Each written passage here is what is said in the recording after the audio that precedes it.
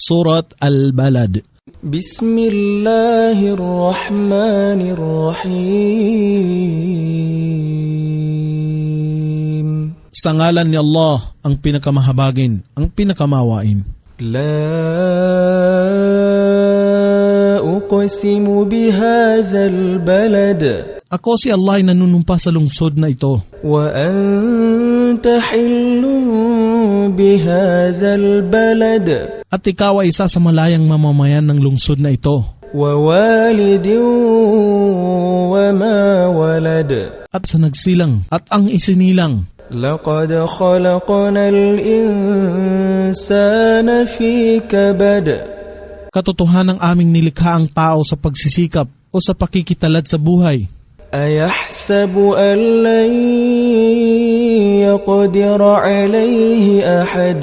Inakala ba niya na walang sinuman ang may kakayahan na makapangyayari sa kanya? Yaqulu ahlaktu malan lubada.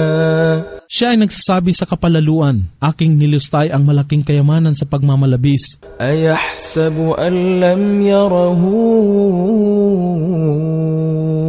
ahad. Inakala ba niya na siya ay walang sinuman ang nakamamatyag sa kanya? Alam naj'al lahu 'aynayn. Hindi ba ka namin nilikha ang kanyang dalawang mata? Wa lisanan wa shafatayn. At ang dila at dalawang labi. Wa hadaynahu najdayn. At aming ipinamalas o ipinaalam sa kanya ang dalawang landas. Falaqtahamal 'aqabah. Datapot siya ay hindi nagsumikat na tahakin ang matarik na daan. Wa ma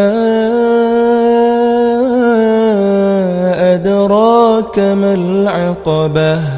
At ano ang pagkakaalam mo sa matarik na daan? Fakku raqabah.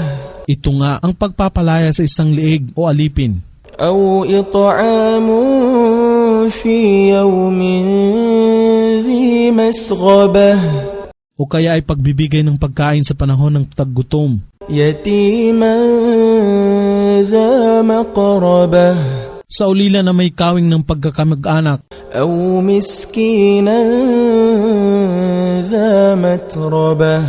O di kaya sa naghihikahos na lugmok sa kahirapan. Thumma kana minal ladhina amanu wa tawasaw bis sabri wa tawasaw bil marhamah.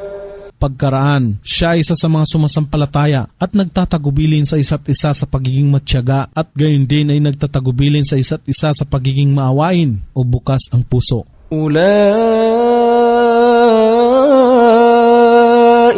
ashabul maymanah. Sila ang mga karapat-dapat na magsisipanirahan sa paraiso. وَالَّذِينَ كَفَرُوا بِآيَاتِنَا هُمْ أَصْحَابُ الْمَشْأَمَةِ. Datapwat sila na hindi sumasampalataya sa aming ayat. عَلَيْهِمْ نَارٌ مُؤْصَدَةٌ. Ang apoy ay ilulukob ng ganap sa kanila.